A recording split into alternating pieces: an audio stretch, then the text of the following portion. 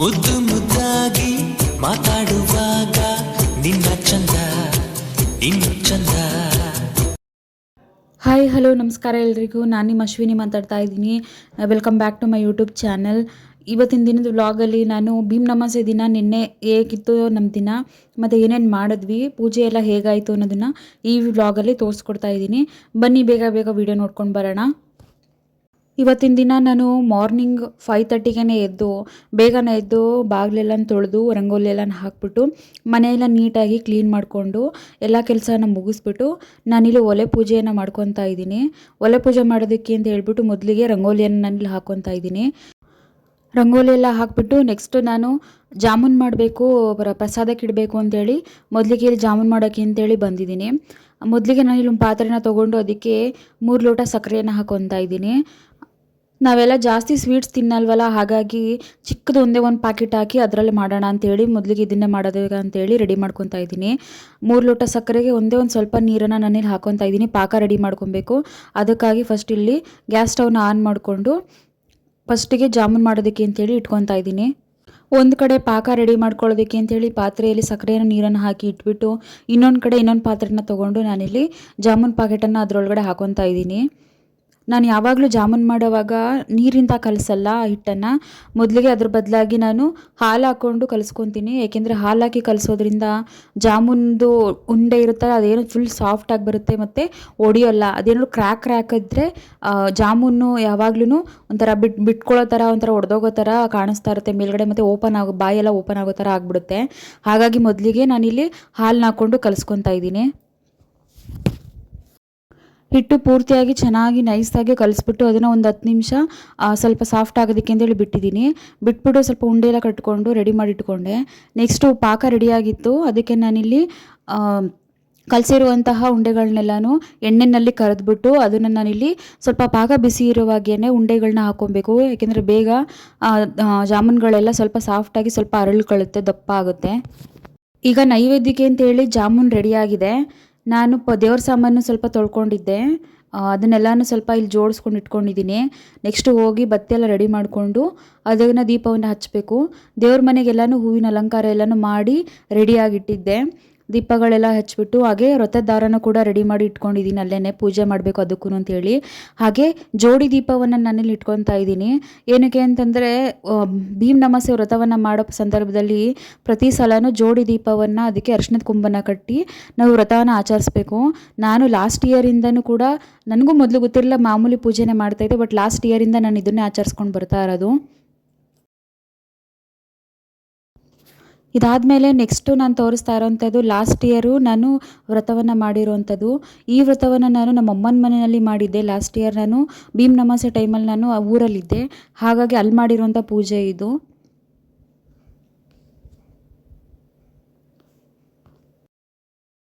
ಪೂಜೆ ಎಲ್ಲ ಮುಗಿಸ್ಬಿಟ್ಟು ನಾನು ನೆಕ್ಸ್ಟ್ ಪಾದ ಪೂಜೆಗೆ ಅಂತೇಳಿ ತಟ್ಟೆಯಲ್ಲಿ ಎಲ್ಲನೂ ಪೂಜೆ ಐಟಮ್ಸ್ ಎಲ್ಲನೂ ರೆಡಿ ಮಾಡಿ ಇಟ್ಕೊಂಡಿದ್ದೆ. ನಮ್ಮ ಮನೆಯವರನ್ನು ಕೂಡ ಪೂಜೆಗೆ ಅಂತೇಳಿ ರೆಡಿ ಮಾಡಿಸಿ ಕೂರಿಸ್ಬಿಟ್ಟು ಪೂಜೆಯನ್ನು ಸ್ಟಾರ್ಟ್ ಮಾಡಿಕೊಂಡೆ. ಮೊದಲಿಗೆ ನಾನಿಲ್ಲಿ ಪಾದವನ್ನು ತೊಳೆಯೋದಕ್ಕೆ ಅಂತೇಳಿ ಒಂದು ತಟ್ಟೆ ಇಟ್ಬಿಟ್ಟು ಅದರಲ್ಲಿ ಕಾಲನ್ನು ಏರಿಸ್ಬಿಟ್ಟು ಆ ಪಾದವನ್ನು ತೊಳ್ಕೊಂಡು ನೆಕ್ಸ್ಟು ವಿಭೂತಿಯನ್ನು ನಾನಿಲ್ಲಿ ಕಾಲಿಗೆ ಹಾಕ್ಕೊತಾ ಇದ್ದೀನಿ. ಹಾಗೆ ಅರಿಶಿಣ ಕುಂಕುಮವನ್ನು ಇಟ್ಕೊಂಡು ಅದಕ್ಕೆ ಹೂವನ್ನು ಕೂಡ ನಾನಿಲ್ಲಿ ಹಾಕ್ಕೊತಾ ಇದ್ದೀನಿ ಪಾದಗಳಿಗೆ. ನೆಕ್ಸ್ಟು ಊದ್ಗಡ್ಡಿಯನ್ನು ಹಚ್ಕೊತಾ ಇದ್ದೀನಿ. ಈ ವ್ರತವನ್ನು ಮೇನು ಏನಕ್ಕೆ ಅಂತ ಮಾಡೋದು ಅಂತಂದರೆ ಗಂಡನ ಆಯುಸ್ಸು ಆರೋಗ್ಯ, ಆಗ ಅವ್ರಿಗೆ ನೆಮ್ಮದಿ ಸಿಗಲಿ, ಹಾಗೆ ನಮಗೆ ಮುತ್ತೈಸ್ತನ ಸಿಗಲಿ ಅಂತೇಳಿ ನಾವು ಮುತ್ತೈದೆಯಾಗಿ ಬಾಳಬೇಕು ಕೊನೆವರೆಗೂ ಅಂತೇಳಿ ಈ ಪೂಜೆಯನ್ನು ಮಾಡುವಂಥದ್ದು, ವ್ರತವನ್ನು ಮಾಡುವಂಥದ್ದು. ಆಗಿನಿಂದನೂ ಇದು ನಡ್ಕೊಂಡು ಬಂದಿದೆ. ಈ ಪೂಜೆಯನ್ನು ಪ್ರೆಗ್ನೆಂಟ್ ಲೇಡೀಸ್ ಮಾಡಬಾರ್ದು ಅಂತ ಹೇಳ್ತಾರೆ. ಬಟ್ ನನಗೆ ಗೊತ್ತಿಲ್ಲ, ಒಟ್ಟು ನಾನು ಕೇಳಿರೋದನ್ನ ನಾನು ಹೇಳ್ತಾ ಇದ್ದೀನಿ. ನಾನಂತೂ ಈ ಪೂಜೆಯನ್ನು ತುಂಬ ಭಕ್ತಿಯಿಂದ ಶ್ರದ್ಧೆಯಿಂದನೇ ಮಾಡ್ತೀನಿ. ಈ ವರ್ಷವೇ ನಾನು ಸೋಷಿಯಲ್ ಮೀಡಿಯಾಗೆ ಎಂಟ್ರಿ ಆಗಿರೋದ್ರಿಂದ ನಾನು ಇದನ್ನೆಲ್ಲನೂ ಹೊರಗಡೆ ತೋರಿಸ್ಕೊಳ್ಳೋದಕ್ಕೆ ಅಂತೇಳಿ ಈ ವಿಡಿಯೋನ ಮಾಡಿಲ್ಲ. ಮೆಮೊರಿಗೋಸ್ಕರ ಇರಲಿ ಅಂತೇಳಿ, ನಾನು ಹೇಗೆ ಪೂಜೆ ಮಾಡ್ತೀನಿ ಅಂತ ನಿಮ್ಗಳಿಗೂ ತೋರಿಸ್ಬೇಕು ಅಂತೇಳಿ ನಾನು ಈ ವಿಡಿಯೋವನ್ನು ಮಾಡಿರೋವಂಥದ್ದು ಅಷ್ಟೇ. ಪ್ರತಿ ವರ್ಷ ನಾವು ಮನೆಯಲ್ಲಿ ಪೂಜೆಯನ್ನು ಮುಗಿಸ್ಬಿಟ್ಟು ಹೊರಗಡೆ ಹೋಗೋ ರೂಢಿಯನ್ನು ಇಟ್ಕೊಂಡಿದ್ವಿ, ನಾನು ನನ್ನ ಗಂಡ ಇಬ್ಬರೂ. ಈ ವರ್ಷ ಸ್ವಲ್ಪ ಪೂಜೆ ಇಲ್ಲಿ ಲೇಟಾಗಿ ಹೋಗ್ತು. ಮನೆಯಲ್ಲೇ ಅವರು ಆಫೀಸು ರಜಾ ಹಾಕಿದ್ರು ಇವತ್ತು ಪೂಜೆಗೋಸ್ಕರನೇ. ಪೂಜೆ ಎಲ್ಲ ಮುಗಿಸ್ಬಿಟ್ಟು ಅವ್ರ ಕೈಯಿಂದನೇ ಅರಿಶಿಣ ಕುಂಕುಮವನ್ನು ತಾಳಿ ಮತ್ತು ನನಗೆ ಹಚ್ಚಿಸ್ಕೊತಾ ಇದ್ದೀನಿ ಇಲ್ಲಿ ನಾನು ವಿಡಿಯೋದಲ್ಲಿ. ನಾವು ಏನೇ ಮಾಡಿದ್ರೂ ನಮ್ಮ ಋಣ ಎಲ್ಲಿರುತ್ತೋ ಅಲ್ಲಿಗೆ ನಾವು ಸೇರೋ ಅಂಥದ್ದು. ನನಗೆ ಇವ್ರು ಸಿಕ್ಕಿರೋದು ನನ್ನ ಲಕ್ಕಿ ಅಂತ ಹೇಳ್ಬೋದು ನಿಜವಾಗ್ಲೂ. ಇಷ್ಟು ಅರ್ಥ ಮಾಡ್ಕೊಳ್ಳೋ ಗಂಡ, ಇಷ್ಟು ನನ್ನ ಕಾಟವನ್ನು ಸಹಿಸ್ಕೊಳ್ಳೋವಂಥ ಗಂಡ ಸಿಕ್ಕಿರೋದು ನನ್ನ ಅದೃಷ್ಟ ಅಂತ ನಾನು ಅಂದ್ಕೊತೀನಿ. 7 ಜನ್ಮಕ್ಕೂ ಇವರೇ ಬರಲಿ ಅಂತ ನಾನು ಪ್ರತಿ ಸಲ ಪೂಜೆ ಮಾಡಿದಾಗಲೂ ಕೇಳ್ಕೊಳ್ಳೋದು. ಜಾಮೂನ್ನ ನನಗೆ ಅರ್ಧ ತಿನ್ನಿಸ್ಬಿಟ್ಟು ಇನ್ನು ಪೂರ್ತಿ ಆ ಜಾಮೂನನ್ನು ಅವರೇ ತಿಂದ್ಬಿಟ್ರು. ಅದಕ್ಕೆ ನಾನು ಈ ಥರ ನೋಡ್ತಾ ಇದ್ದೀನಿ ಅವರನ್ನು. ಪೂಜೆ ಮುಗಿಯೋವರೆಗೂ ನಾನು ಪ್ರತಿ ಸಲ ಉಪವಾಸ ಇರ್ತೀನಿ. ಪೂಜೆ ಮುಗಿಸಿ ಎಲ್ಲ ಆದಮೇಲೆ ಆಶೀರ್ವಾದ ಎಲ್ಲ ತೊಗೊಂಡ್ಮೇಲೆ ನಾನು ವ್ರತವನ್ನು ಮುಗಿಸಿ ಆಮೇಲೆ ನಾನು ಊಟವನ್ನು ತಿನ್ನುವಂಥದ್ದು. ನಮ್ಮ ಯಜಮಾನರು ಪ್ರತಿ ಸಲ ನನ್ನ ಭೀಮನಮಾವಾಸ್ಯೆ ವ್ರತಕ್ಕೆ ಏನಾದ್ರು ಒಂದು ಗಿಫ್ಟನ್ನ ಕೊಡ್ತಾನೆ ಇರ್ತಾರೆ. ಈ ವರ್ಷ ಹೂವು, ಬಳೆ ಮತ್ತು ಸೀರೆಯನ್ನು ತಂದಿದ್ದರು. ನೋಡಿ ತುಂಬ ಖುಷಿಯಾಯಿತು ನನಗೆ. ಅವ್ರು ಏನು ಕೊಡದೇ ಇದ್ದರೂ ನಾನು ಖುಷಿಯಿಂದ ಈ ಪೂಜೆಯನ್ನು ಮಾಡ್ತೀನಿ. ಬಟ್ ಅವ್ರು ನನ್ನ ಲೈಫಲ್ಲಿ ಜಾಸ್ತಿ ಸರ್ಪ್ರೈಸಸ್ ಅಂದರೆ ಇವರೇನೆ ಕೊಡೋದು. ನಾನು ಅನ್ಎಕ್ಸ್ಪೆಕ್ಟೆಡ್ ಆಗಿ ಸರ್ಪ್ರೈಸಸ್ಗಳು ಇವ್ರ ಕಡೆಯಿಂದ ನನಗೆ ಸಿಗ್ತಾನೆ ಇರುತ್ತೆ. ಪೂಜೆ ಎಲ್ಲ ಆದಮೇಲೆ ಹಾಗೇನೇ ಒಂದೆರಡು ಫೋಟೋಗಳನ್ನೂ ಕೂಡ ತೊಗೊಂಡ್ವಿ. ಈ ಫೋಟೋಸ್ ಎಲ್ಲ ಅವರೇ ನಿಂತ್ಕೊಂಡು ನಾನು ತೆಗಿತೀನಿ ಅಂತ ಹೇಳ್ಬಿಟ್ಟು ಪೋಸಸ್ ಎಲ್ಲ ಅವರೇ ಹೇಳ್ಕೊಟ್ಟು ನಿಂತ್ಕೊ ಅಂತೇಳಿ ಫೋಟೋಸ್ ತಗೊಟ್ರು.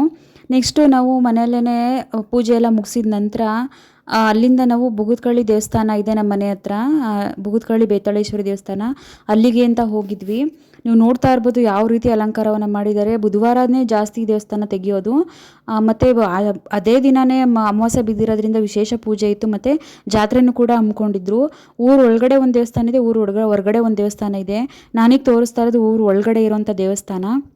ಪೂಜೆಯನ್ನು ಕೂಡ ಸಖತ್ತಾಗಿ ಮಾಡಿದರು. ದೇವಿಗೆ ಅಲಂಕಾರ ಅಂತೂ ಸೂಪರಾಗಿ ಮಾಡಿದರು.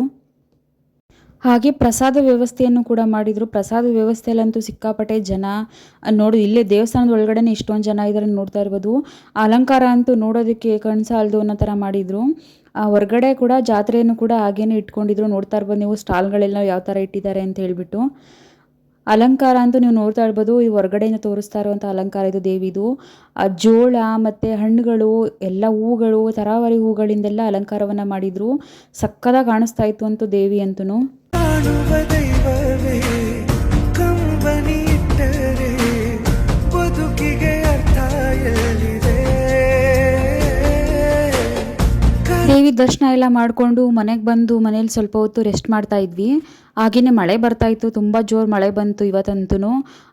ನೋಡ್ತಾ ಇರ್ಬೋದು ನೀವು ಯಾವ ಥರ ಕೂಲ್ ಆಗಿಬಿಟ್ಟಿದೆ ವಾತಾವರಣ ಎಲ್ಲ ಅಂತ. ದೇವಸ್ಥಾನಕ್ಕೆ ಹೋದಾಗ ಸ್ವಲ್ಪ ಬಿಸಿಲು ಹಾಗೆ ಸೆಕೆ ಆಗ್ತಾಯಿತ್ತು. ಮನೆಗೆ ಬಂದರೆ ಈ ಥರ ತಣ್ಣಗೆ ಮಳೆ ಬಂದು ತಂಪಾಗ್ಬಿಡ್ತು ವಾತಾವರಣ ಎಲ್ಲನೂ. ಫುಲ್ ಕೋಲ್ಡ್ ಆಗಿಬಿಡ್ತು ವಾತಾವರಣ. ಗಿಡಗಳಿಗೆಲ್ಲ ನೀರೇ ಇರಲಿಲ್ಲ. ಹಾಗಾಗಿ ಮಳೆ ಬಂದು ಸ್ವಲ್ಪ ನೀರು ಬಂತಲ್ಲ ಅಂತ ನಮಗೂ ಖುಷಿ ಆಯಿತು. ನೆಕ್ಸ್ಟು ಒಂದು 4:30 ಹಂಗೆ ನಾವು ದೇವಸ್ಥಾನಕ್ಕೆ ಹೋಗಬೇಕಾಗಿತ್ತು. ಎಲ್ಲಿ ಅಂತಂದರೆ ಮೈಸೂರು KD ರೋಡಲ್ಲಿರುವಂತಹ ಕಾಲಭೈರೇಶ್ವರ ಸ್ವಾಮಿ ದೇವಸ್ಥಾನಕ್ಕೆ ನಾವು ಅಮಾವಾಸ್ಯೆಯಲ್ಲಿ ಕುಂಬಳಕಾಯಿ ದೀಪವನ್ನು ಹಚ್ತೀವಿ, ನಾನು ನನ್ನ ಹಸ್ಬೆಂಡ್ ಇಬ್ಬರೂ. ಅಲ್ಲಿಗೆ ಅಂತ ಹೊರಡ್ತಾ ಇದ್ದೀವಿ. ನಮ್ಮ ಏರಿಯಾಯಿಂದ ಈಗ ಸ್ಟಾರ್ಟ್ ಮಾಡಿದ್ದೀವಿ ಜರ್ನಿಯನ್ನು. ಈಗ ನೋಡ್ತಾ ಇರ್ಬೋದು ನೀವು, ಇದು ವಿದ್ಯಾವಿಕಾಸ್ ಕಾಲೇಜು. ಈಗ ನೋಡ್ತಾ ಇರೋವಂಥದ್ದು ನೀವು, ಇದು ನಮ್ಮ ಮನೆ ಹತ್ರನೇ ಇರೋದು. ಇದು ಬ್ಯಾಕ್ ಗೇಟು ನಾವಿರೋವಂಥದ್ದು, ಫ್ರಂಟ್ ಗೇಟು ಮೇನ್ ರೋಡಲ್ಲಿದೆ. ಇಲ್ಲಿಂದ ನಾವು ದೇವಸ್ಥಾನಕ್ಕಿಂತ ಹೊರಟ್ವಿ. ಹಾಗೆ ಬರ್ತಾ ನಜರ್ಬಾದಲ್ಲಿರೋ ಮಹದೇಶ್ವರ ಸ್ವಾಮಿಗೆ ಬಂದು ನಮಸ್ಕಾರವನ್ನು ಹಾಕ್ಕೊಂಡು ಅಲ್ಲಿಂದ ಪುನಃ ನಾವು ಜರ್ನಿ ಸ್ಟಾರ್ಟ್ ಮಾಡಿದ್ವಿ. ಈಗ ನಾವು ಸಿಟಿಗೆ ಎಂಟರ್ ಆಗಿದ್ದೀವಿ. ನೀವು ನೋಡ್ತಾ ಇರ್ಬೋದು ನೀವು ವಿಡಿಯೋದಲ್ಲಿ.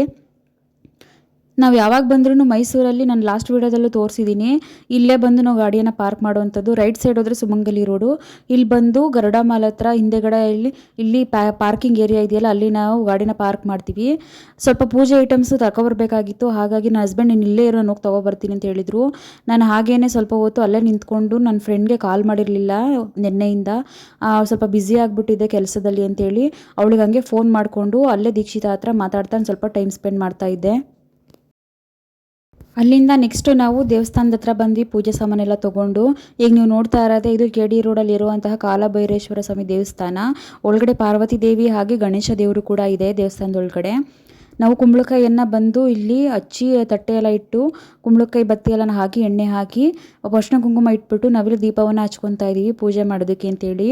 ಕಾಲಭೈರೇಶ್ವರ ಸ್ವಾಮಿಗೆ ಮೇನ್ ಇರೋದೇ ಕುಂಬಳಕಾಯಿ ದೀಪ. ಇದು ಎಲ್ಲದಕ್ಕೂ ಒಳ್ಳೆಯದು, ದೇವರ ಆಶೀರ್ವಾದ ಸಿಗಲಿ ಅಂತ ಈ ರೀತಿ ಪೂಜೆಯನ್ನು ಮಾಡ್ತೀವಿ. ಸರ್ವಮಂಗಲ ಮಾಂಗಲ್ಯೆ ಶಿವೆ ಸರ್ವಾರ್ಥ ಸಾಧಿಕೆ ಶರಣ್ಯೆ ತ್ರಯಂಬಕೆ ಗೌರಿ ನಾರಾಯಣಿ ನಮೋಸ್ತುತೆ. ನಾನಿಲ್ಲಿ ಪೂಜೆಯನ್ನು ಫಸ್ಟ್ ಮಾಡ್ತಾ ಇದ್ದೀನಿ. ದೇವರಿಗೆ ಆರತಿಯನ್ನು ತೋರಿಸ್ಬಿಟ್ಟು ಹಾಗೆ ಮೂರು ಸುತ್ತು ಸುತ್ತಬಿಟ್ಟು ಪೂಜೆಯನ್ನು ಮುಗಿಸ್ದೆ. ಹಾಗೆ ನೆಕ್ಸ್ಟು ನಮ್ಮ ಮನೆಯವರು ಕೂಡ ಪೂಜೆಯನ್ನು ಮಾಡ್ತಾ ಇದ್ದಾರೆ ಇಲ್ಲಿ ವಿಡಿಯೋದಲ್ಲಿ. ದೇವರ ಆಶೀರ್ವಾದ ಯಾವಾಗಲೂ ನಮ್ಮ ಮೇಲೆ ಇರಲಿ. ಕಾಲಭೈರೇಶ್ವರ ಸ್ವಾಮಿ ಅಂದರೆ ತುಂಬ ಪವರ್ಫುಲ್ ದೇವರು. ಈ ಭಯ ಮತ್ತು ಈ ಥರ ಹೆದರಿಕೆಗಳು ಮತ್ತು ಯಾವುದೇ ಕೆಟ್ಟ ದೃಷ್ಟಿ, ಕೆಟ್ಟ ಜನರ ದೃಷ್ಟಿಗಳು ಏನೇ ಇದ್ದರೂ ಇದ್ರ ಮೂಲಕ ನಿವಾರಣೆ ಆಗಲಿ ಅಂತ ಕಾಲಭೈರೇಶ್ವರ ಸ್ವಾಮಿಯನ್ನು ಆರಾಧನೆಯನ್ನು ಮಾಡುವಂಥದ್ದು. ದೇವರು ಭೀಮನಮಾವಾಸ್ಯೆ ದಿವಸ ದರ್ಶನ ಸಿಕ್ಕಿದ್ದು ನಮಗೆ ತುಂಬ ಖುಷಿ ಆಯಿತು. ಲಾಸ್ಟ್ ಟೈಮ್ಗಳೆಲ್ಲ ನಾವು ಬಂದಾಗಲೆಲ್ಲ ಸಿಕ್ಕಾಪಟ್ಟೆ ಜನ, ದೇವ್ರ ದರ್ಶನ ಸರಿಯಾಗಿ ಆಗ್ತಾನೆ ಇರಲಿಲ್ಲ. ಅದಕ್ಕೆ ಈ ಸತಿ ರಜಾ ಹಾಕ್ಬಿಟ್ಟಿದ್ವಿ ಅಂತ ಹೇಳ್ಬಿಟ್ಟು ನಮ್ಮ ಯಜಮಾನ್ರು ರಜಾ ಹಾಕಿದ್ರು ಆಫೀಸ್ಗಾಗಿ. ಹಾಗಾಗಿ 4:15 ಅಷ್ಟೊತ್ತಿಗೆಲ್ಲ ಹೊರಟು 5 ಗಂಟೆಗೆಲ್ಲ ದೇವಸ್ಥಾನ ತಲುಪಿಬಿಟ್ಟಿದ್ವಿ.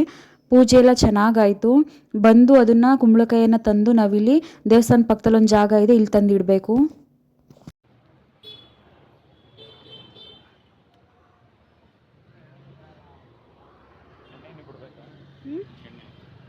ಸಾಕು ಬಿಡಿ, ಬತ್ತು ಐತಲ್ಲ ಉರಿತಾ ಐತೆ ಕಣ್ ಚೆನ್ನಾಗಿ. ಇವಾಗ ನೀವು ನೋಡ್ತಾ ಇರೋಂಥದ್ದು ಕಾಲಭೈರೇಶ್ವರ ಸ್ವಾಮಿ, ಇದು ದೇವರು ನೋಡಿ ಎಷ್ಟು ಚೆನ್ನಾಗಿ ಬೆಣ್ಣೆ ಅಲಂಕಾರವನ್ನು ಮಾಡಿದ್ದಾರೆ ಅಂತಂದರೆ. ಇದು ಪಾರ್ವತಿ ದೇವಿ, ಹಾಗೆ ಇಲ್ಲಿ ಗಣೇಶ ದೇವರು ಕೂಡ ಇದೆ ಪಕ್ಕದಲ್ಲೇ. ದೇವಸ್ಥಾನದಲ್ಲಂತೂ ಫುಲ್ಲು ನೆಮ್ಮದಿ ಮತ್ತು ಚೆನ್ನಾಗಿ ಪೂಜೆ ಮಾಡಿಕೊಡ್ತಾರೆ. ದೇವಸ್ಥಾನ ನಮಗೆ ಎಲ್ಲೂ ಹುಡುಕ್ತಾ ಇರುವಾಗ ಎಲ್ಲೂ ಸಿಗಲಿಲ್ಲ. ಬೇರೆ ಒಂದು ಕಡೆ ನೋಡಿದ್ವಿ, ಅಲ್ಲಿ ಈ ಥರ ಎಲ್ಲ ಪೂಜೆ ಮಾಡಿಕೊಡಲ್ಲ ಅಂತ ಗೊತ್ತಾಯಿತು. ಆವಾಗಿಂದ ನಾವು ಈ ದೇವಸ್ಥಾನಕ್ಕೆ ಬರ್ತಾ ಇರೋದು. ಚೆನ್ನಾಗಿ ಪೂಜೆ ಮಾಡಿಕೊಡ್ತಾರೆ, ದರ್ಶನ ಕೂಡ ಚೆನ್ನಾಗಿ ಮಾಡ್ಬೋದು. ಸ್ವಲ್ಪ ಹೊತ್ತು ಕೂತ್ಕೊಂಡು ಹಾಗೇ ನೆಮ್ಮದಿ ಸಿಗುತ್ತೆ ಅಲ್ಲಿ ಪ್ರಾರ್ಥನೆ ಮಾಡೋದ್ರಿಂದ.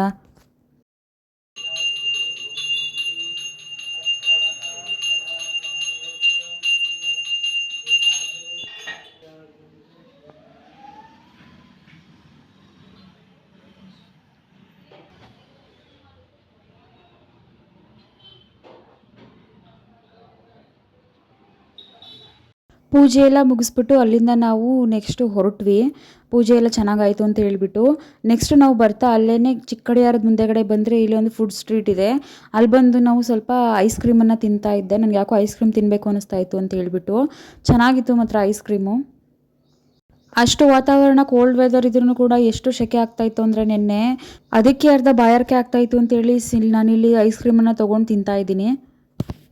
ನೆಕ್ಸ್ಟು ಅಲ್ಲಿಂದ ನಾವು ಮನೆಗೆ ಹೊರಟು ಬಂದು ರೆಸ್ಟ್ ಮಾಡಿ ಊಟ ಏನು ತಿನ್ನಲಿಲ್ಲ. ಲೈಟಾಗಿ ಒಂದು ಸ್ವಲ್ಪ ಮುದ್ದೆ ಮಾಡ್ಕೊಂಡಿದ್ವಿ ಬೇಳೆ ಸಾಂಬಾರಿಗೆ, ಅದನ್ನೇ ತಿಂದ್ಬಿಟ್ಟು ಪಾಚ್ಕೊಂಡ್ವಿ.